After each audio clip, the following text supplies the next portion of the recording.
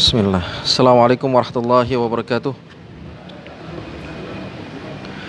Innal hamdalillahi nahmaduhu wa nasta'inuhu wa nastaghfiruh wa na'udzu billahi min syururi anfusina min sayyiati a'malina. May yahdihillahu fala mudilla lahu wa may yudlil fala hadiya lahu. Asyhadu an la ilaha illallah, asyhadu anna Muhammadan 'abduhu wa rasuluhu la nabiyya ba'da. Qala Allah tabaraka ta'ala, ya ayyuhalladzina amanu taqullaha haqqa tuqatih wa la tamutunna illa wa antum muslimun. Ya ayuhan nasu taqu rabbakumul ladzi khalaqakum min nafsin wahidah khalaqa minha zawjaha wa batha minhuma rijalan katsiran wa nisaa'a wattaqullaha alladzi tasaaluna bihi wal arham innallaha kana 'alaikum raqibah.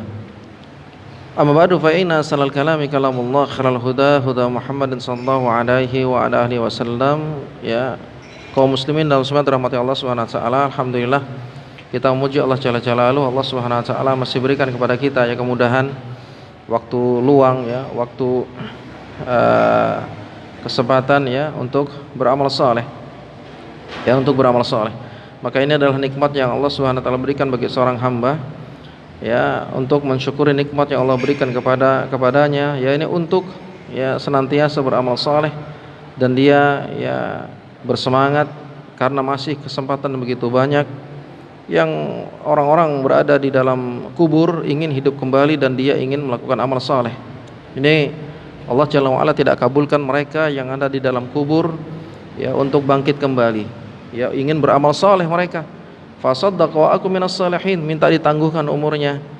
Ya, intinya minta dibangkitkan kembali ya, atau ditangguhkan umurnya untuk apa? Untuk beramal saleh. Sedangkan kita kaum muslimin, Allah Subhanahu wa taala berikan kepada kita kesempatan untuk beramal saleh. Oleh karenanya kita semangat ya ketika ada waktu luang, waktu sehat sebelum datang waktu sakit. Oleh karenanya Ibnu Umar radhiyallahu anhuma pernah berkata ketika Nabi sallallahu memberikan wasiat kepadanya, yaitu Nabi sallallahu ketika memegang pundakku, maka Nabi sallallahu bersabda, wahai Ibnu Umar, kun fid dunya ka'annaka gharibun aw abiru sabilin. Jadilah engkau di dunia seperti orang musafir atau orang yang asing. Karena di dunia itu perumpamaan ya untuk singgah sementara menuju negeri yang sungguhnya akhirat. Ya, oleh karenanya jadilah seperti orang musafir.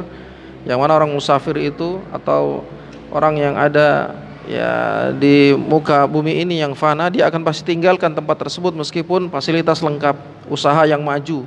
Dia akan tinggalkan tempat tersebut, dia akan pergi pulang ke tempat dia yang sungguhnya. Nah, seorang mukmin perumpamaannya demikian, ya ini dia akan pulang ke negeri yang sungguhnya akhirat. Ya, maka wakana Ibnu Umar yaqul, ya dari sinilah Ibnu Umar berkata, idza amsayta fala tantadis sabah wa idza asbahta fala tantadil masa. Jika engkau dapatkan untuk beramal saleh di waktu sore, jangan tunda-tunda sampai datang waktu pagi. Dan sebaliknya, ada kesempatan beramal saleh, sedekah, salat, apalagi amalan-amalan yang lain, zikir pagi dan petang, sholat-sholat sunnah rawatib yang Nabi SAW tidak pernah tinggalkan. Bahkan ketika seorang dia tertinggal sholat rawatib, dalam riwayat Aisyah, Nabi SAW mengqadha'nya setelah menunaikan ya sholat wajib. Seperti contohnya Nabi SAW tertinggal dalam menunaikan sholat qabla juhur, maka Nabi SAW mengerjakannya sesudah juhur, namanya qadha'an. Ya. Adapun Imam Al-Muzani dalam mazhab Syafi'i, barakallahu fiik, hayakallah, jazakallahu khairan. Ya, menyebutkan boleh seorang hamba menggabungkan niatnya ketika qadha'an. Tentunya ketika niat qadha'an dia meninggalkannya bukan sengaja. Dia meninggalkannya tidak sengaja, ini boleh. Ya, masih contohnya seorang dia tertinggal karena kesibukannya atau dia ketiduran ya, misalnya tiba-tiba ya ada qomat dikomandangkan, qomat subuh misalnya, atau qomat juhur, maka dia segera menunaikan sholat bersama imam sehingga dia tidak masbuk ya. Nanti mengerjakan sholat sunnah qabla juhur atau sebelum sholat sunnah subuh dia kerjakan setelah sholat yang wajib.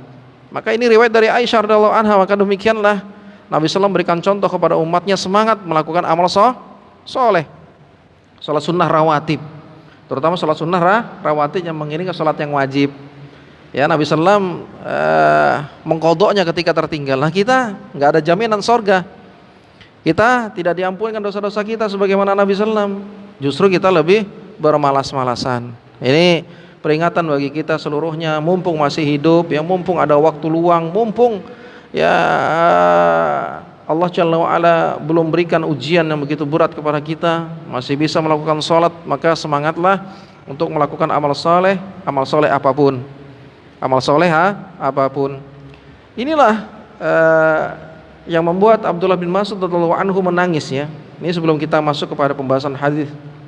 Ya, Abdullah bin Mas'ud radhiyallahu anhu menangis ketika ya para ulama membahas tentang hadis ya idza maridal abdu aw safara kutiba lahu mislu ma kana ya'malu muqiman sahihan, rahul Bukhari, dari sahabat Abu Hurairah dan juga Abu Musa al-Asy'ari.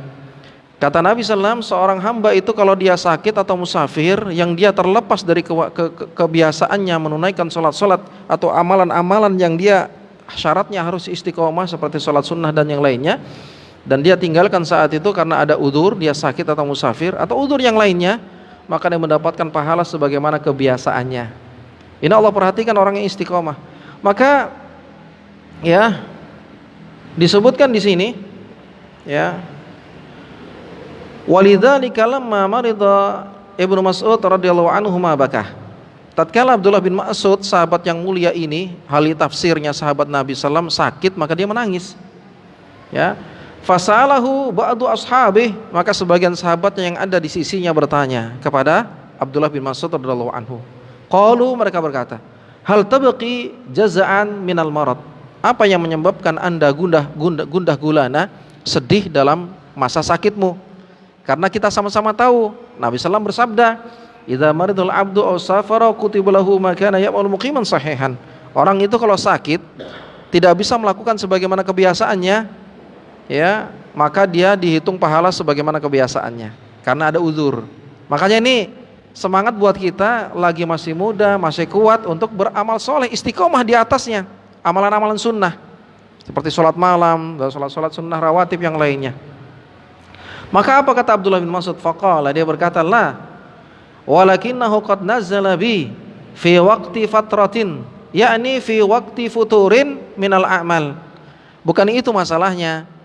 Ya, aku menyesalkan kenapa di waktu-waktu luangku, di waktu-waktu ya mudahku untuk beramal soleh tidak melaksanakan full amal soleh, ya, gitu bahasa kita ya. Di waktu-waktu luang, di waktu-waktu sehat, di waktu-waktu mampu, mengapa tidak banyak-banyak melakukan amal soleh, ya, gitu dia. Ini yang membuat Abdullah bin Mas'ud menyesal. Ya, sebelum datang sakit. Karena kalau sudah sakit akan dihitung pahala sebagaimana kebiasaannya. Ya. Dia mengatakan lam yakun mujiddan fi dzalikal waqt fil a'mali shalihati was shiyam wan nawafil wal qiyam wa ma ashbaha dzalika faja'al marad fama yuktabu lahu illa ma kana mu'tadan lahu qabla al marad fahazina li hadha sababi wa baka. Ya, kenapa tidak banyak-banyak melakukan sholat sunnah seperti sholat sunnah rawatib, sholat sunnah yang lainnya, puasa Senin Kemis, puasa Daud, ya, pokoknya itu ya. Dan yang semisalnya dari amal-amal saleh, ya. Yang apa?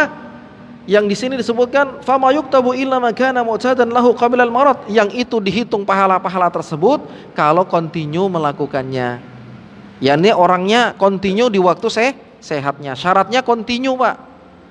Yang dia biasa melakukan amal soleh tersebut, ya, yang ini menyebabkan pahalanya mengalir terus.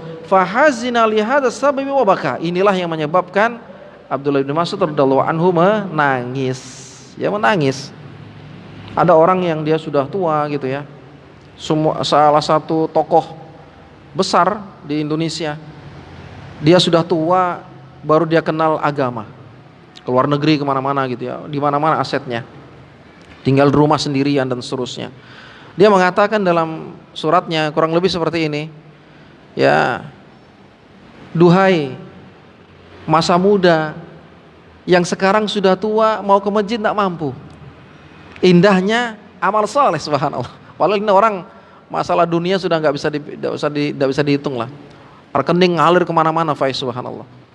Tapi dia ketenangan kembali kepada Allah Subhanahu wa taala. Ketika tuanya dia menyesal.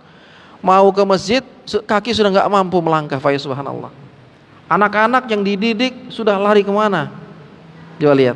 Kalau dia anak soleh, dia jenguk orang tuanya. Ini kerinduan orang tua, Pak. Makanya benar kata para ulama, ya, harta yang sungguhnya adalah harta anak soleh. Anak soleh yang, makanya Nabi SAW sebutkan, idza matal insanu in qata amaluhu illa min thalathah. Seorang itu kalau meninggal, semuanya terputus amal solehnya kecuali 3 perkara. 3 perkara. Di antaranya apa? Min shadaqatin jariyah, sedekah jariyah. Ya. Wa ilmin yuntafa'u bih, ilmu yang manfaat diamalkan, sampaikan kepada istri anak-anak, tata cara sholat, dia sholat. Setiap dia sholat, kita dapat aliran pahala. Setiap dia ngaji, kalau kita yang ngajarkan ngaji, setiap huruf pahalanya ngalir sama kita. Makanya kita harus semangat dalam beramal soleh. Makanya orang yang dia memperhatikan proyek besar akhirat ini, dia nggak akan serahkan kepada guru ngaji dan yang lainnya. Dia dulu ngajarkan kepada anaknya. Karena nanti setiap dia baca Al-Quran, dialah yang mendapatkan aliran pahala ini. Kalau guru ngaji ya guru ngajinya, walaupun boleh ya, tapi terlepas dari proyek besar ini gitu nah, kesempatan besar ini. Makanya kita harus belajar.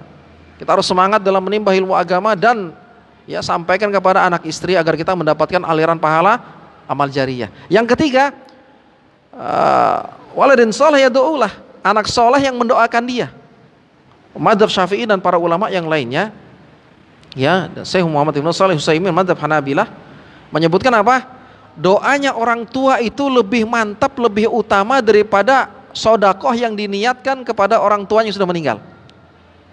Jadi doanya orang tua, doanya anak untuk orang tuanya itu Pak yang lebih afdal, Pak, subhanallah.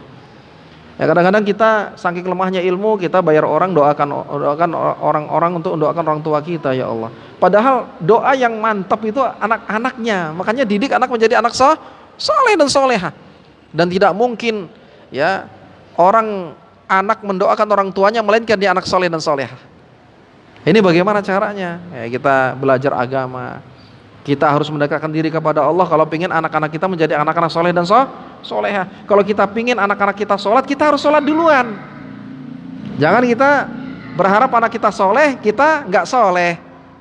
Karena ada kaidah ya, al jaza min jinsil amal. Perbuatan itu dibalas sesuai dengan perbuatan. Al jaza min jinsil amal. Jadi ya kita kalau mau anak-anak kita soleh, mau anak-anak kita jujur, kita harus jujur. Ya, kalau anak-anak kita mau bakti sama orang tua, maka kita bakti dulu sama orang tua. Inilah balasan Allah Subhanahu wa taala bagi seorang hamba, ya, bagi seorang hamba. Makanya ketika Allah sebutkan dalam surah Al-Kahfi ya, cerita tentang Nabi Khidir sama Nabi Musa ya. Ya, Nabi Musa mencari Nabi Khidir alaihi wassalam. Maka ketika meminta di satu negeri untuk dijamu, ditolak sama penduduk negeri tersebut. Namun malah Nabi Khidir membangun bangunan yang sudah roboh. Maka ditanya oleh Nabi Musa, untuk apa ini? Sedangkan mereka tidak mau membantu ya, tidak membantu kita. Untuk apa dibangun? Maka Allah sebutkan yang diabadikan dalam Al-Quran. Ya, wa ammal jidaru fakana ligulamaini yatimaini fil madinati wa kana tahtahu kanzul lahum wa kana abuhuma sholiha. Kata Allah, di bawah dinding ini ada kanzun. Kanzun ini harta karun, Pak.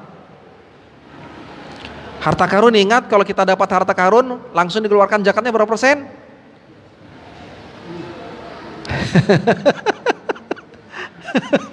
10% itu kalau tani. Kalau tani yang tidak dialiri atau dengan air hujan itu 10% kemaranya. Ya. Kalau ar-rikas, wa fir-rikas kata Nabi SAW berapa? Al-khumus. Al-khumus apa bahasa Arabnya Indonesianya? 1/5. Jadi kalau harta karun yang kita dapatkan langsung keluarkan zakatnya, langsung saat itu keluarkan 1/5. 1/5 itu sama dengan berapa persen, Pak? 20. Langsung keluarkan 20%. Misalnya langsung gali-gali emas nih, gali-gali apa? Rumah. Dapat emas 1 kilo, keluarkan 20%-nya langsung. Nah ya, harta karun. Harta karun yang terpendam dalam tanah. Harta karun yang terpendam dalam tanah. Ya. Itu dia. Wa ammal, adapun kata Allah Jalla wa ala, Nabi Khidir berkata kepada Musa alaihissalam, adapun Allah berfirman, adapun dinding, di bawah dinding ini ada harta karun yang Allah persiapkan untuk apa? 2 anak yatim. Kenapa Allah persiapkan harta ini disimpan dalam tanah untuk kedua anak yatim? Allah perhatikan demikian anak yatim. Kenapa? Wa kana abuhuma shalihah, kata Allah. Karena sebab kedua orang tuanya soleh. Allah perhatikan anak-anak itu, Pak, kalau orang tuanya soleh. Maka Imam Ibnu Katsir dan para ulama yang lainnya menyebutkan apa? Hadza dalilul ala anna rajulas salih yahfadhu fi dzurriyyatihi. Ini dalil menunjukkan bukti konkret orang soleh Allah akan jaga anak keturunannya. Makanya ada kaidah fikih al jaza min jinsil amal. Balasan itu sesuai dengan perbuatan. Makanya kalau kita pingin anak kita berbakti sama kita, maka kita harus bakti sama orang tua kita dulu. Kalau kita durhaka sama orang tua kita, maka Allah balas juga anak kita durhaka sama kita, Pak. Kalau kita pingin anak kita soleh, rajin sholat jamaah, kita harus sholat jamaah juga, Pak, ya, subhanallah. Gitu ya. Makanya nggak ada ruginya kita mensolehkan diri kita, Pak. Allah akan perhatikan anak keturunan kita. Pak, ya, subhanallah, Allah perhatikan nih. Di samping itu kita rutinitas melakukan amal soleh tersebut, Allah perhatikan ketika kita sudah tua, ketika kita sudah tidak mampu, ada uzur, ada kesibukan, biasa yang kita lakukan tidak bisa, Allah tetap perhatikan pahalanya mengalir terus. Seperti contoh di sini disebutkan, rajin sholat sunnah, qobliyah, sebelum dan sesudah zuhur, ya kan? Kemudian yang rawatib ya sesudah maghrib. Kalau sesudah zuhur itu ada keutamaan kerjakan 4 rakaat dan sesudahnya, sebelum dan sesudahnya 4 rakaat, maka dibebaskan dari neraka. Walaupun boleh 2 rakaat, tapi ada yang plusnya 4 rakaat. Cuman ulama khilaf bagaimana cara mengerjakannya, sholat yang 4 rakaat. Ya, sholat yang ngerjakan 4 rakaat. Ada sebagian ulama yang menyebutkan sholatnya langsung 4 rakaat tanpa tasyahud awal sekali salam, tanpa diputus. Yang kedua, 2 rakaat salam, berdiri lagi, sholat seperti biasa, salam lagi 4 rakaat. Yang ketiga, sholatnya seperti sholat isya. Sholatnya seperti sholat isya, berarti ada tasahud awal. Padahal ada yang mengatakan tidak boleh sholat sunnah seperti sholat wajib. Ini pendapat lemah. Kenapa? Sholatnya sama, ya kan? Kalau seperti itu juga sholat witir seperti 3 rakaat, sama seperti ya sholat yang lainnya. Maka yang membedakan adalah niat. Nah itu. Makanya dalam kitab Syekh Abdul Hakim bin Amir Abdad ya, dalam Al-Masail menyebutkan kalau sholat 4 rakaat ada tasyahud awalnya. Ini lepas, kita terserah memilih yang mana. Yang penting kita kerjakan sebelum dan sudah zuhur 4 rakaat ada keutamaan sendiri. Kalau Bapak kontinu melakukannya ini dengan syarat apa? Hafidhah, menjaganya, maka diberi ganjaran apa? Dia dibebaskan dari neraka. Suatu saat misalnya kita sibuk, kita musafir, kita sakit, tidak bisa melakukan seperti ini, dihitung pahalanya, Pak. Dihitung pahalanya.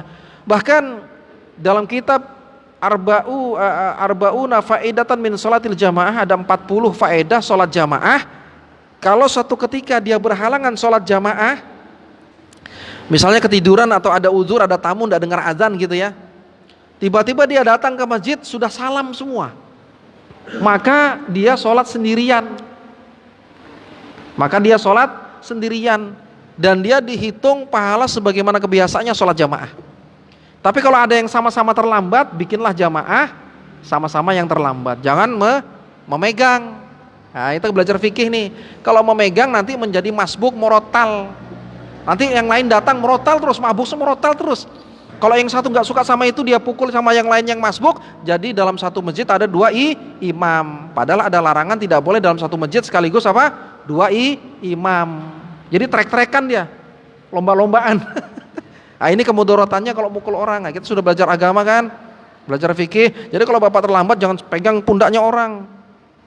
Biar Bapak pegang pelan-pelan, kaget itu orang, bisa batal sholatnya. Iya kan? Apalagi kalau bapak lagi khusyuk sholat gitu ya, waduh, tengah malam lagi, dipegang. Walaupun istri kaget tuh, oh bisa gini tuh, bahaya. Apalagi megangnya tepuk gini, ya Allah, jolim itu. Nah ini belajar fikih, jangan dipegang. Maka kaidah fikih apa? Yang roji, pendapat yang paling soheh, sholat sendirian. Karena kalau dia misalnya masbuk, ya kan dia masbuk nih, bapak jadi imam, bapak masbuk terus, nanti belakang masbuk terus. Nah itu dia, fikihnya gitu. Ya, jadi bapak sholat sendirian. Jadi jangan sentuh karena mengganggu orang yang sholat. Sholat sendirian. Sholat sendirian. Bisa dipahami ya? Nah, ini dia kaum muslimin. Ya, ini kaum muslimin subhanahu wa ta'ala. Tayyib, kita lanjut kepada pembahasan hadis, ya, hadis kita dalam kitab Min Riyadhus Shalihin. An Abi Hurairah radhiyallahu anhu, ya, annahu sami'a Rasulullah sallallahu alaihi wasallam yaqul. Dari Abu Hurairah radhiyallahu anhu, ya, bahwasanya dia mendengar Nabi sallallahu alaihi wasallam bersabda. Kata Nabi sallallahu alaihi wasallam, "Ara'aitum law anna nahran bi bali ahadikum yaghtasilu minhu kulla yawmin khamsa marrat, ma taqulun hal yabqa min daranihi?" Kata Nabi sallallahu alaihi wasallam, bagaimana pendapat kalian wahai para sahabat, kalau ada di depan salah seorang dari pintu rumah mereka ada sungai yang dia mandi setiap 5 kali sehari, apakah masih ada kotoran yang tersisa? Maka mereka berkata, qalu, para sahabat berkata, la yabqa min daranihi syai'un, enggak ada sedikit pun kotoran wahai Nabi yang tersisa. Maka Nabi sallallahu alaihi wasallam bersabda, dzaka mathalus salawatil khams yamhullahu bihal khataya, rahul Bukhari. Demikianlah perumpamaan orang yang sholat itu, Pak, dosanya dihapus seperti orang mandi tadi, dosanya dihapus. Ini bukan menandakan, bebas saja kah melakukan dosa lah, nanti habis sholat kan dihapus, enggak, nanti ada perinciannya. Justru kalau sholat kita itu bermakna sesuai dengan sholat Nabi SAW, itu malah kita tuh semakin takut, semakin was-was melakukan dosa, semakin khawatir. Beda yang sholatnya asal-asalan, itu nerabas terus itu. Sholatnya enggak sesuai dengan sholat Nabi SAW. Nabi SAW bersabda, "Shollu kama ra'aitumuni usolli." Sholatlah kalian sebagaimana kalian melihat aku sholat. Artinya sholat itu ada contohnya dari Nabi, bagaimana Nabi SAW baca, bagaimana gerakan Nabi dan seterusnya. Maka kalau orang itu sholatnya benar-benar seperti itu, maka dia rasa takutnya kepada Allah bersangatan itu. Semakin giat dalam melakukan amal soleh dan yang lainnya. Takut dia ya, untuk berbuat zolim. Ya, takut dia, ya subhanallah. Kalau dia jual beli, dia takut nipu. Sekarang banyak yang nipu nih, ya Allah, kaum muslimin ini banyak nipu. Berapa hari yang lalu ada dikabarkan ke ana, Ustaz, katanya mobilnya bagus. Ini dia sudah beli harga Xenia 70 juta ya. 70 juta. Dia cerita sudah beli sama orang. Katanya Ustadz juga orang itu. Subhanallah. Aduh, sedih juga Anda dengar ini. Katanya bagus, Ustaz. Sekalinya apa? Habis saya yang banyak baikin itu Xenia. Sekalinya apa? Halus mesinnya dikasih oli yang kental. Ya Allah, Ustadz nipu. Astagfirullahaladzim, ya Allah. Nipu, Pak, untuk keuntungan dunia, padahal belajar itu. Ada ustadznya ditarakan, ya enggak usah disebut namanya lah. Tapi nanti kalau Bapak beli mobil yang jual ustadz, tanya dulu sama saya, betul kan ustadznya? Hati-hati, penipu. Ya Allah ya. Ini enggak ngamalkan ilmu. Padahal Nabi SAW berdoa apa? Samhan rahimahullahu samhan rojulan, semoga Allah memudahkan atau memberikan rahmat bagi seorang hamba yang dia apa? Ketika membeli, menjual, menagih hutang dengan mudah, tapi ada jujur. Bagaimana Umar bin Khattab, Pak, dia menjual budaknya kepada Utsman bin Affan. Utsman bin Affan siapa itu? Sahabatnya. Ya, sekitar 20 dinar. Tapi setelah dibeli, Utsman komplain, ini cacat nih budak nih. Walaupun uang sudah dipakai sama Umar bin Khattab, dikembalikan, Pak, karena komplain cacat barangnya. Umar nggak tahu kalau itu cacat, cuman takut nanti bermasalah di akhirat, bayangkan. Padahal dia nggak tahu ya, Ya, dia pun ngecek apa enggak, diceknya nggak apa-apa, tapi komplain yang apa? Yang beli katanya ada cacat. Ya, coba lihat, oh ya dibalikin. Dia takut bermasalah nih, dia balikin. Walaupun dia cek, misalnya nggak ada, lihat gitu ya, dibalikin, Pak. Ternyata Allah lipat gandakan, dia jual di pasar Ternyata dibeli berapa Pak? 20 jadi 100 dinar, berapa kali lipat keuntungannya. Keberkahan dalam jual beli ini yang penting. Makanya kalau kita beli Pak, kalau kita jual harus jujur. Saya pernah jual mobil perang anak tuh yang dulu, mobil bandara tuh, Timur kan. Saya jual orang mana tuh, orang Tanah Merah yang ngambil, Tanjung ya, Tanah Merah. Kontak-kontakan dipoto-foto sesuai dengan gambar ya kan. Oh ya, deal sudah 15 juta. Tapi lihat dulu Pak. Begitu lihat, saya kasih tahu Pak, ini olinya bocor. Ya kan, olinya bocor. Oh ya, tapi masih kuat. Habis itu kipas otomatis AC-nya itu ya, kalau dia panas otomatis ada kan tuh, itu mati Pak, saya bikin manual. Oh ini kacanya pecah, enggak kelihatan kan, karena kacanya kita ganti seperti kaca apa gitu, kasih plester hitam kan enggak kelihatan, kacanya pecah, turun harganya emang. Oh turunnya sudah lah, ini mungkin karena turun jadi segini, dia alasan enggak punya uang, enggak apa, ya sudahlah, turun. Tapi kita cari rahmatnya Allah, berkahnya, kan keberkahan dari jual beli itu, jalankan hadis Nabi. Apalagi kalau kita ustadz kan, nanti dampaknya akan mudor. Tapi yang kita inginkan keridhaan Allah Pak, keridhaan Allah. Ya, walaupun jatuh harganya, Allah ganti yang lebih baik Pak ya, subhanallah. Ini kejujuran ya. Nah sekarang terbalik, kejujuran itu metode dalam jual beli dipakai oleh non muslim sehingga rame dia. Sehingga muslim tidak, ya nipu-nipu, kayak misalnya bikin motor, onderdel asli, padahal KW yang dikasih ya Allah. Nggak lama rusak lagi. Coba nih, dari sekarang kita nih belajar agama jujur. Ini luar biasa jujur nih. Seperti Abdurrahman bin Auf, jujur Pak Iswa. Kalau dia jual meskipun batu, karena dia jujurnya akan laku. Pak Iswa, subhanallah. Ini buah hasil ketakwaan kepada Allah Subhanahu wa taala. Ya. Apa penjelasan dalam hadis yang dikeluarkan Imam Al-Bukhari ini? Yakni kana Nabi sallallahu alaihi wasallam ahsanan nasi ta'liman. Nabi sallam itu paling bagus, manusia paling bagus dalam penyampaian ilmu, jelas. Ya. Wa afsahahum bayanan, menjelaskan tentang paling fasih dalam menjelaskan penjelasan, detail. Gitu ya bahasa kita. Wa kana min turuqihi al-hasanah fi ta'limi wa tarbiyah. Ini sebaik-baik dalam metode pembelajaran. Turuk dari jalan-jalannya. Ya. Yaitu apa kaum muslimin subhanahu wa taala? Bidorbil amsalil mahsusah, yaitu dengan adanya contoh. Adanya contoh. Nabi sallallahu ada misalnya ini contoh seperti ini, contoh seperti ini. Ya, contoh seperti ini, contoh seperti ini. Seperti kasus ada seorang sahabat yang dia mendapatkan barang berharga.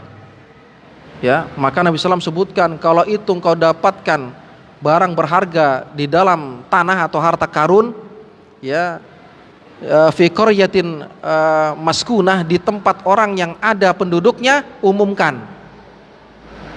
Misalnya bukan tanah dia, umumkan. Kalau tanahnya umumkan. Ya, kalau bukan berpenduduk, tidak ada tanah, misal tanah kosong, itu milikmu. Ya subhanallah. Maka dari sini khilaf di antara ulama. Kalau kita mendapatkan harta karun di tanahnya orang, maka ya orang itu dipanggil. Ini barangmu bukan? Kalau dia tidak kenal barang itu milik bapak. Tapi kalau dia kenal, repotnya sekarang ngaku-ngaku kenal. Ngaku-ngaku kenal. Apalagi kalau yang ditemukan adalah barang berharga.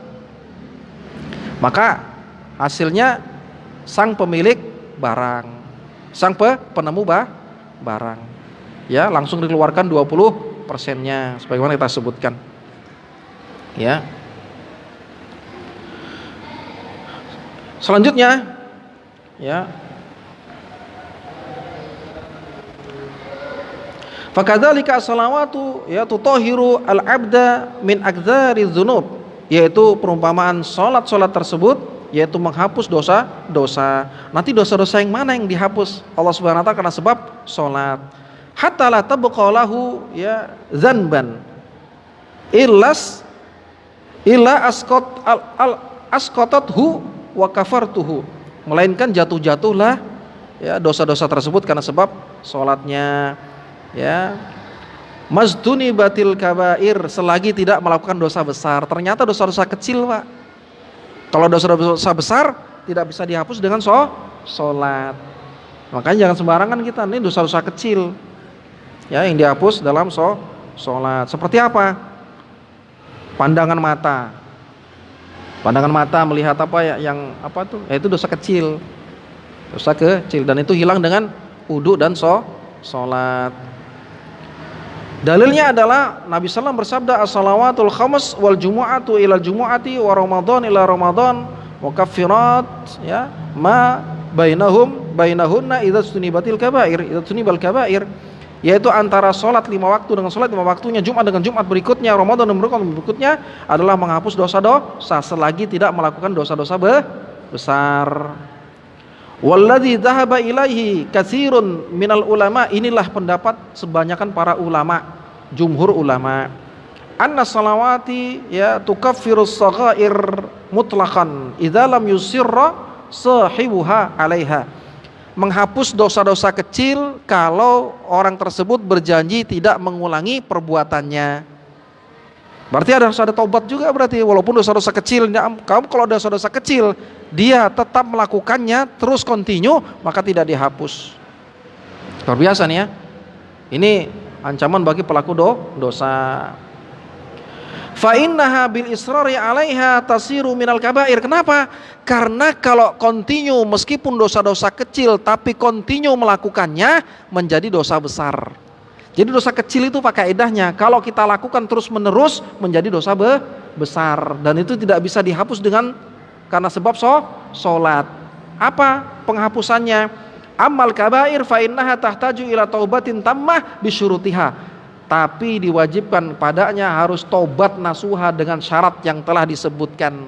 Yaitu apa? Janji tidak mengulangi dosa besar itu. Kemudian meninggalkan dosa tersebut. Yang ketiga, menyesal.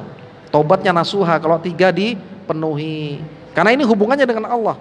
Tapi kalau dia hubungannya dengan manusia, harus dikembalikan barang yang pernah diambil, atau dia minta maaf, minta istihlal namanya. Ini dia kalau hubungannya dengan manusia berat. Kalau hubungan dengan manusia berat, Pak, harus cari orang itu, minta maaf sama orang itu. Ya, sebutkan apa kesalahan kita. Maka taubatnya nasuha. Kata Nabi SAW, dalam perkara orang yang taubat, at-taibu minadz dzambi kaman la dzambalahu. Orang yang bertobat dengan syarat yang telah kita sebutkan di atas, maka seperti dia tidak ada dosa sedikit pun. Pernah ngambil tanahnya orang sejengkal, balikin tuh tanah. Kalau tidak, Pak, nanti Bapak akan dipikulkan 7 lapis tanah di akhirat. Berat dosanya. Makanya kalau mending misalnya ini ragu-ragu nih bukan tak, udahlah kasihkan aja lah, daripada antum bermasalah nanti di akhirat. Ini orang mukmin luar biasa takutnya kepada Allah. Bagaimana dia nanti memikirkan susah atau nyamannya di akhirat. Karena pasti kita akan menjumpai negeri akhirat tersebut. Gitu ya. Gitu dia kaum subhanahu wa ta'ala. Ya. Ya mungkin ini yang kita sampaikan ya. Dalam pembahasan hadis ini ya, apabila ada pertanyaan atau yang lainnya insyaallah kita akan jawab bersama-sama. Allahu a'lam bishawab. Mungkin ada yang mau ditanyakan, Pak, silakan.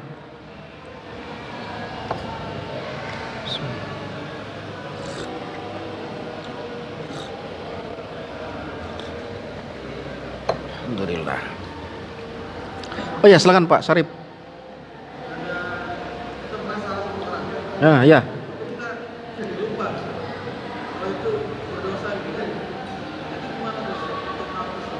Iya, segala sesuatu yang kita lupa, tidak sengaja, yaitu maka dimaafkan. Tidak sengaja, ya. Iya, kalau dia diingatkan kita, ya sudah, kita mendingan mengalah. Ya kita minta maaf lah. Iya, kalau tidak diingatkan tidak apa-apa. Kalau dia diingatkan, ya sudahlah kita ngalah aja. Kan kadang gengsi kan, udahlah nggak usah gengsi.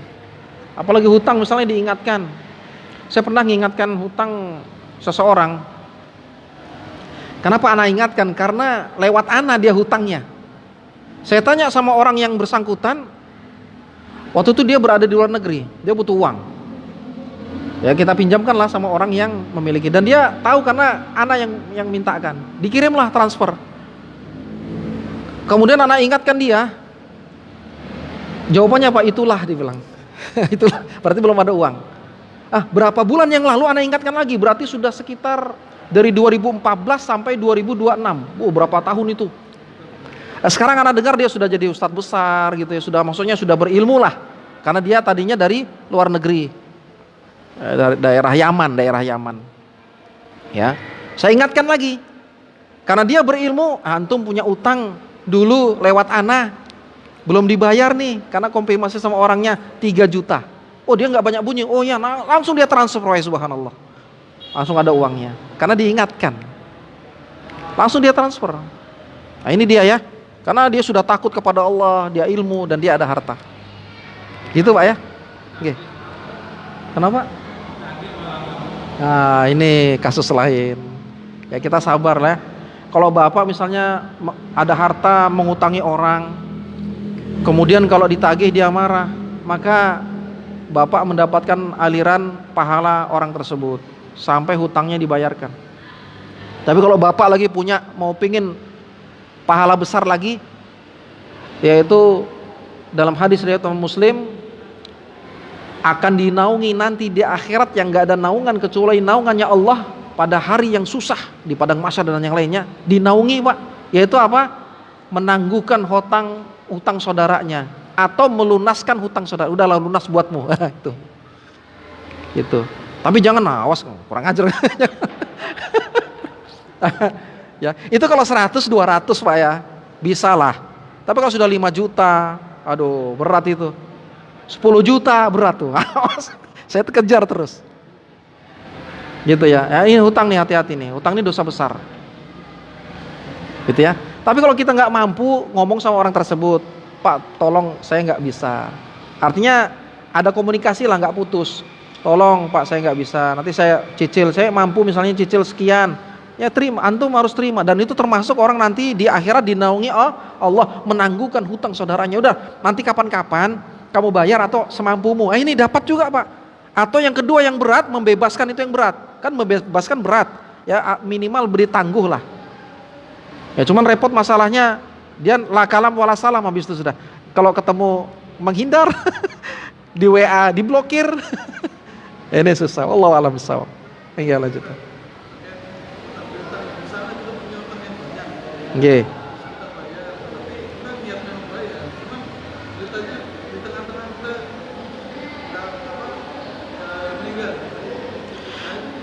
Iya, makanya ada wasiat ya. Makanya dalam ayat yang paling panjang itu berbicara tentang masalah hutang, surah Al-Baqarah. Jadi kita harus ketika hutang harus ada 2 saksi, harus ada saksi ya kan, harus dicatat. Jadi biar apa, ketika kita meninggal, kita nggak tahu kapan meninggal, ada catatan wasiat itu. Oh ternyata kata anaknya, kata istrinya masih ada peninggalan harta antum ya kan. Ada hutang dibayarkan.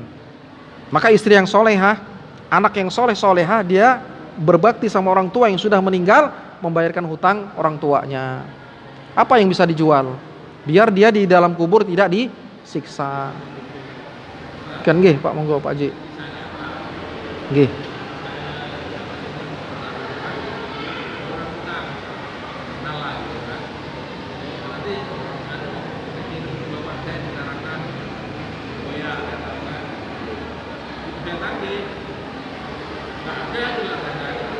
Oh, bohong dia berarti. Bohong ya. Itu jolim. Itu berarti itu kejoliman. Itu kejoliman. Ya, artinya Bapak tetap nanti mendapatkan di akhirat pahala orang tersebut. Kalau dia masih banyak dosanya, maka dosa Bapak dilemparkan ke dia. Namanya orang muflis, orang bangkrut. Nabi SAW sebutkan, atadruna mal muflis, tahukah kamu siapa orang yang bangkrut itu? Yaitu orang yang dapat membawa pahala sholat, pahala puasa, pahala zakat, tapi dia buat jolim seperti ini. Maka pahala-pahala yang kita sebutkan tadi dilemparkan, dikasihkan ke orang tersebut. Kalau amalnya nggak ada, dosanya orang itu dilemparkan ke dia sampai dia masuk ke dalam neraka. Masya Allah. Udah meninggal apalagi, aduh. Waliyadzubillah. Naudzubillah min dzalik. Oke, silakan.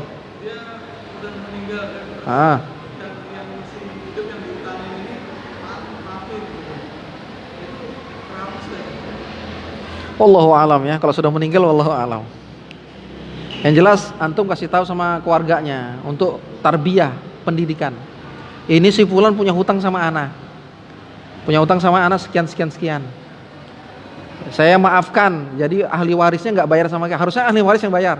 Saya maafkan. Ya sudah, antum dapat pahala itu. Antum dapat pahala. Ya. Kalau antum tidak mengatakan, dia tetap dihukum karena dia tidak membayar. Iya. Iya, disiksa terus. Itu riwayat dari Jabir bin Abdullah. Hadis riwayat Imam Ahmad, hadis sanadnya baik. Iya, kalau diikhlaskan ya, itu iya, selamat penghuni kuburnya. Oh, enggak beda, dia tetap dihukum. Tetap dihukum. Tetap dihukum, gitu ya. Makanya ini bahaya masalah utang nih, Pak. Itu kalau utang besar kita ingat lah ya. Kalau utang kecil-kecil itu Pak, kayak minyak harum 10.000, kopiah 10.000, itu lupa kadang. Nanti aja besok, besok terus sampai setahun lupa itu. Yang kecil-kecil ini, makanya di situ apakah hadis itu tentang orang yang berhutang Allah tetap hukum, ya kulitnya dingin setelah dibayarkan hutangnya, itu tidak ada penjelasan hutangnya besar atau kecil. Bahkan disebutkan 2 dinar saat itu hutang yang kecil. Makanya kita hati-hati tuh kalau yang kecil tuh. Hutang apa nih? Wadai, bayar dulu. Ambil dulu barangnya. Ya kan, bayarnya nanti namanya jual beli ujroh ya. Kalau dia bayar duluan, barangnya nanti namanya jual beli salam.